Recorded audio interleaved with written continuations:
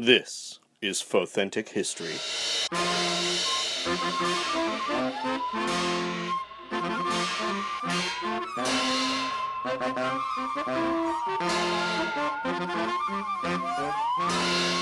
Hi, welcome to the podcast. I'm Holly Fry. And I'm Brian Young. And Brian, we have been on hiatus for a bit, so welcome back. Yeah, no, it's been a while, but I'm really glad to be back in action here. I really love exploring history with you. Yeah, it's not been for lack of love for the show. We've just had kind of crazy schedules, because there's always a tipping point where you're like, I can go insane, or we can pause this thing and survive through like the holidays and our travel schedule. Well, and it was interesting too, where it was like, I had sort of a crisis, and it was like, Holly, can we put it off a week? And then you're like, wait, everything's crazy with me, and we just kind of traded back and forth until now. Yes, if you did like a chart, it would look, your dips and my peaks would kind of cross over each other in a way that creates these pockets where just stuff can't happen. But here we are back again, and hopefully we will be smooth sailing for a bit at least. I hope so. I know it's maybe not initially the most enthralling topic to think about, but I want to talk a little bit about public works today. Yeah, no, public works and public infrastructure is something that's very exciting to me, actually. Like, I think it's really endlessly fascinating. So when this script came across my desk, I was very excited.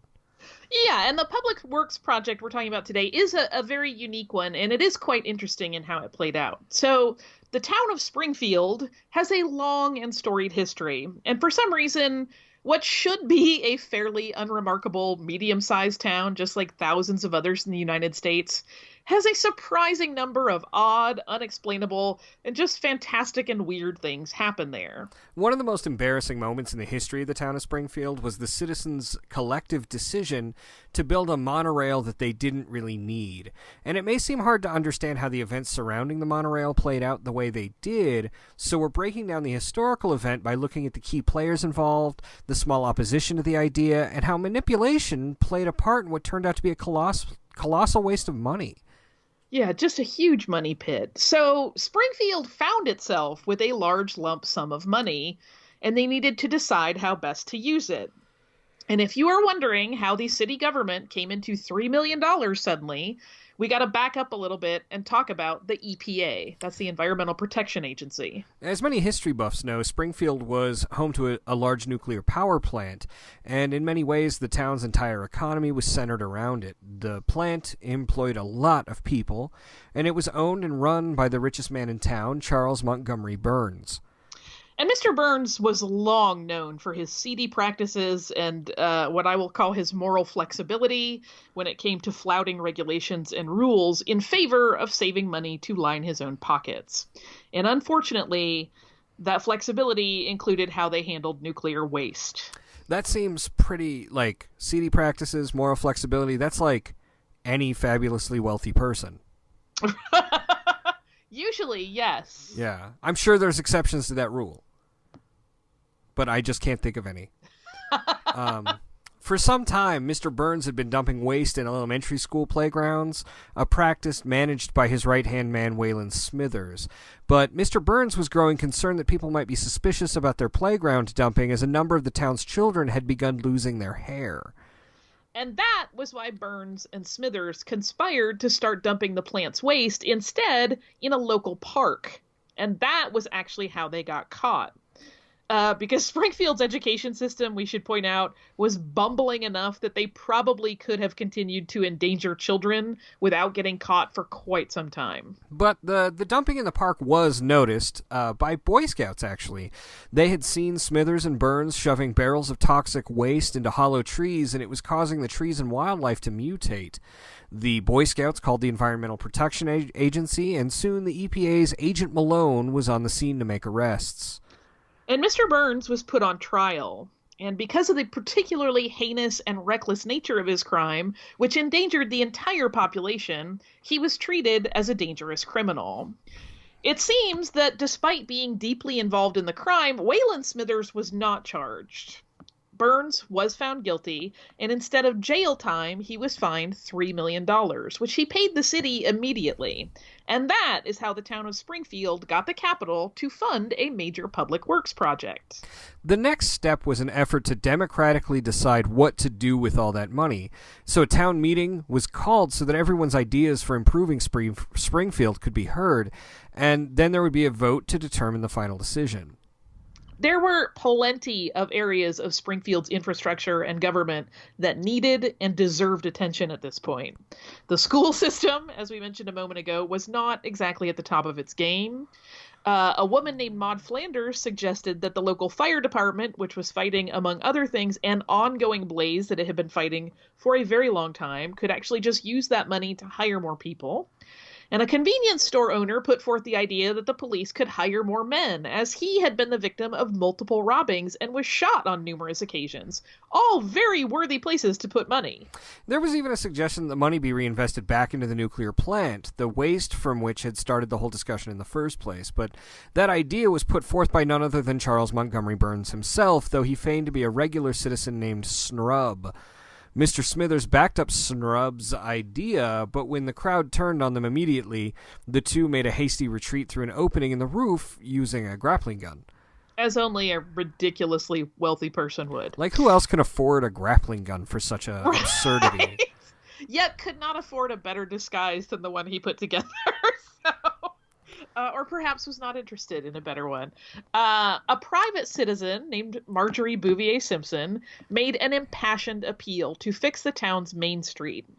That thoroughfare was riddled with cracks and potholes, some of which were so bad that they had caused fatal accidents. And although the citizens of Springfield got very excited about the idea of repaving and refurbishing Main Street, they incorrectly attributed that idea to Mrs. Simpson's father-in-law, Abraham Simpson. And he had, in fact, risen to protest the idea, but the crowd at that point was so swept up in their excitement that they didn't understand his intent, so he got credit for a woman's idea. Just as it seemed as though the assembled crowd would push through the Main Street idea, a man by the name of Lyle Lanley appeared at the back of the hall. He opened with a joke. "You know, a town with money is a little like a mule with a spinning wheel. No one knows how he got it, and danged if he knows how to use it." The crowd was instantly enthralled with Lanley. Yeah, he was very charming. And Lanley, despite having never been seen in Springfield before that night, had his own idea about how the money should be spent. And he was an expert at playing to a crowd like the citizens of Springfield.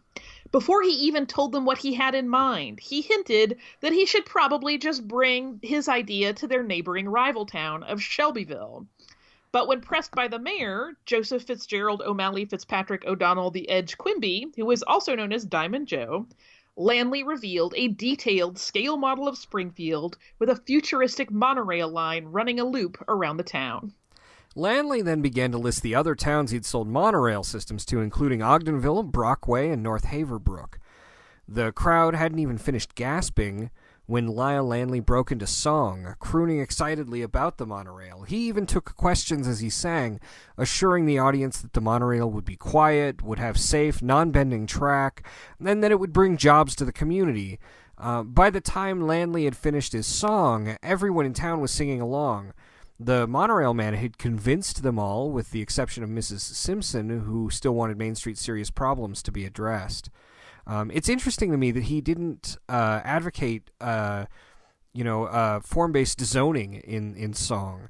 That there's been a lot of real research from that time to this about how zoning in cities around transit stops like that really bolster the economy, and it seems like the easiest argument that he just didn't make. Well, as will be revealed, Lanley really wasn't that interested in improving the town, though, right? True, but it just seems like the one benefit that he could have sold, he didn't. Yeah. But from the moment Lanley's plan was adopted, he became a fixture in Springfield. He visited the elementary school to talk to the children about the wonders of the monorail, although he really didn't give them any concrete information, just a lot of fast talk. Construction began on the monorail line, but the work was poorly supervised. There were property-destroying accidents that could have been easily avoided. At the same time, Lyle Lanley started running ads on local television to entice citizens of the town to enroll in his monorail conductor school, the Lanley Institute.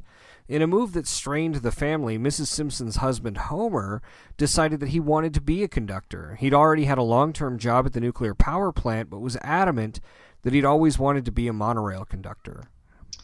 Yeah, Mr. Simpson was not really known for his focus. I'll put it that way. The classes that Landley offered were, unsurprisingly, thin on actual training and content. The closest thing to a substantive lesson was that the word mono means one. After making the students that took the class pay for a 3-week course, Landley selected one of them at random for the job of conductor, although he claimed that it was a merit-based appointment. And in a case of cruel irony, he selected the man whose wife had opposed the monorail, Homer J. Simpson. And this made Mr. Simpson something of a local celebrity. While Mrs. Simpson tried to be supportive and went to visit her husband's new job, she was horrified at the working conditions in the still unfinished monorail conductor's car. For example, she found a family of opossums living in the fire extinguisher cabinet, but no safety equipment whatsoever. I believe one of them was named Bitey. I think you're probably right. Bitey is a popular name for unruly animals. It is. To anyone who thinks critically, it obviously becomes really clear that this project had to have been doomed to fail. For one thing, it was a massive infrastructure effort, but it was planned and built in a very short span of time. And additionally, Landley's design was a solar-powered system, but it did not have a backup system to kick in the event that solar power failed. Troubled by the situation, Mrs. Simpson attempted to confront Mr. Landley at his office on the construction site for the project. She knocked on the door several times but got no response, so she tried it and found it unlocked. While she presumably intended to wait for the monorail mogul, she couldn't resist a peek at the notebook lying on his desk and was even more horrified by what she found there than she had been by the opossums. Yeah, Landley had sketched out his true plan for the monorail, which was to build it poorly and cheaply while taking the town's money for himself and running away to Tahiti. Before Mrs. Simpson could get a closer look at what the notebook contained, Landley appeared in the office and startled her. And she assured him that she had not seen anything, and she left abruptly. And as she drove home, she was furious. As she thought about all that had happened since Lyle Landley had appeared in Springfield, she decided that she needed to visit one of the other towns that he had claimed to have sold a monorail system to, and so she drove straight to North Haverbrook. When she arrived, she saw what looked like a ghost town. There were broken down cars left on the streets and no pedestrians anywhere.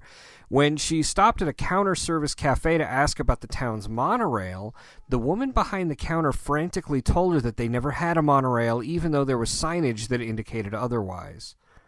While still in North Haverbrook, Mrs. Simpson was approached by an unusual-looking man.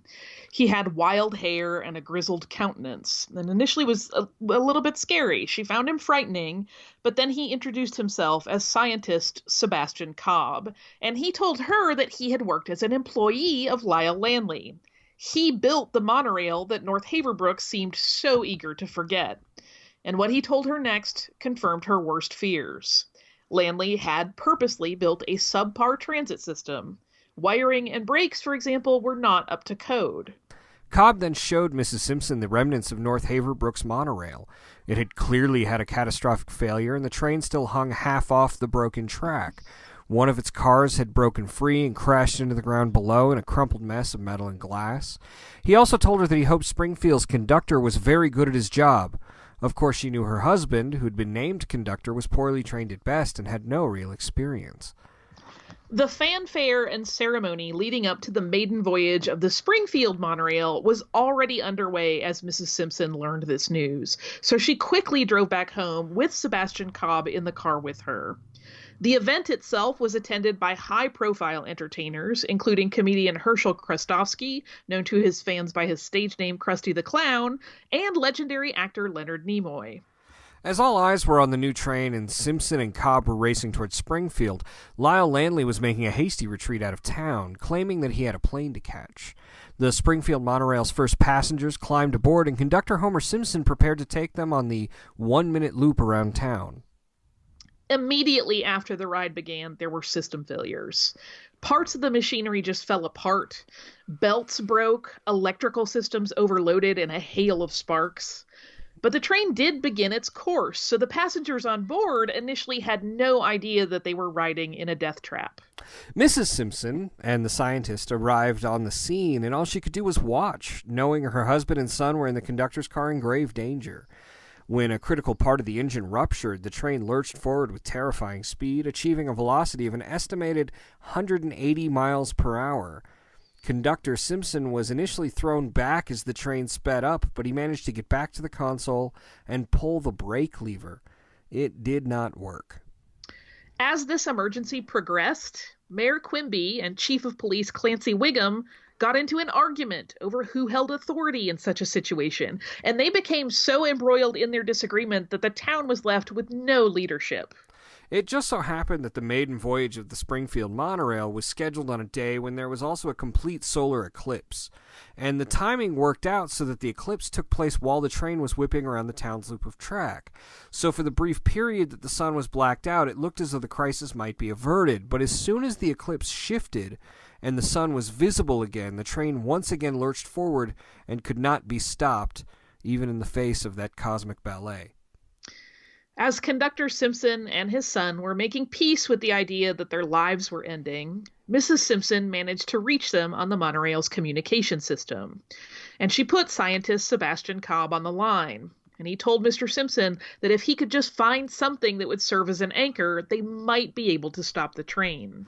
Simpson first made an anchor with one of the large metal letters from the train's exterior and a length of rope, but as it dangled from the track and dragged through town, it caused massive property damages and injuries, including the destruction of a historical landmark. And there's also a story that two conjoined twins were successfully separated when the makeshift anchor passed between them. That does strain credulity, but you never know. Yeah. But the anchor just wasn't catching on anything in any way that would halt the speeding monorail, until the monorail whipped by the local donut shop. The massive decorative donut atop the building was just the right size, shape, and density for the metal letter M that Mr. Simpson had used to finally catch and sink in. And the donut sign was also really well made. It halted the monorail without becoming detached or damaging the building it stood on. The passengers on the train gratefully slid down the emergency slides that were deployed once their horrible and terrifying ride was over. If you're wondering what became of Lyle Landley, he did make his flight out of Springfield, but the plane had to make an unscheduled stop in North Haverbrook. When it landed, angry citizens of North Haverbrook boarded the plane and doled out vigilante justice. And that was the end of the Springfield Monorail. Yeah, I'm curious what happened to the family of opossums if they made it out okay. You know, possums are survivors, so I'm gonna be confident that they found their way, and either they're still in that, train car somewhere, or they have moved on to greener pastures. I'm also curious how much the city ended up paying in removing the infrastructure of the monorail track. Yeah, because we've seen historical photos of it since then where the track does not appear. I mean, there's just that part of me that goes like, why would you put a monorail in a city that only needed one that could do a whole loop in a minute? But that clearly wasn't really what they were thinking about. And there's also the possibility that some of it probably just fell into disrepair and collapsed, and they either left it or hauled it away eventually. I just find that it would be hilarious on some level if they took the money that they would have used to repair their ailing Main Street to have to use it to tear down the condemned parts of the monorail.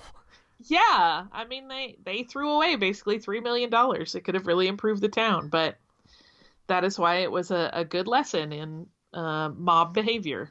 Yeah, very much so. So don't choose giant municipal infrastructure projects or transit projects based on the word of a singing salesman. Yeah, it's usually not with absolutely no background check or investigation into the viability of such a project. Yeah.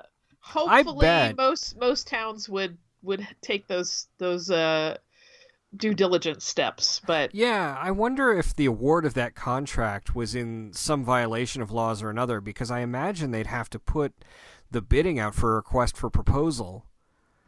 Yeah, I don't know. And they would have to pick a contractor based on the project guidelines and everything. Like someone just showing up plans for a harebrained monorail and then getting handed $3 million pretty instantly. Seems like there was probably some corruption going on in Diamond Joe Quimby's administration. I was going to say, if anybody can get around municipal law like that, it's Diamond Joe. But, I mean, he has a long history of just such instances. Not exactly the most upstanding politician of all time. No, not at all. He was even accused of murder at one point, wasn't he? Yes. He was involved in a number of scandals. Yeah, no, I guess that should be no surprise. So, we don't have any mail this week, Holly, but I would like to invite everyone who is back to the show and eager for more. Send us your emails, send us show ideas, but more importantly, let us know how these events in history, where you were at the time, how you reacted to them, and we'd love to read them on the show. Isn't that right? Yeah, that would be fantastic. This is one of those things that a lot of people may have seen play out. So they probably have one of those where were you when moments. Yeah, that's worth investigating. So where can people find you, Holly? I can be found on Twitter as Surliest Girl and on Instagram as SurlyGirly5. It occurs to me we did not tell them the email address they should use to send us those things. So that would be going to folthentichistory.com and then using our contact form. There you go. Where can people find you, though? You can find me on Twitter at SwankMotron. And you can find my website at swankmotron.com, and you can find my writings about a variety of topics at starwars.com/film sci-fi. And it's interesting that all the websites I write for seem to start with the letter S. So unless you've got anything else, Holly, then until next time.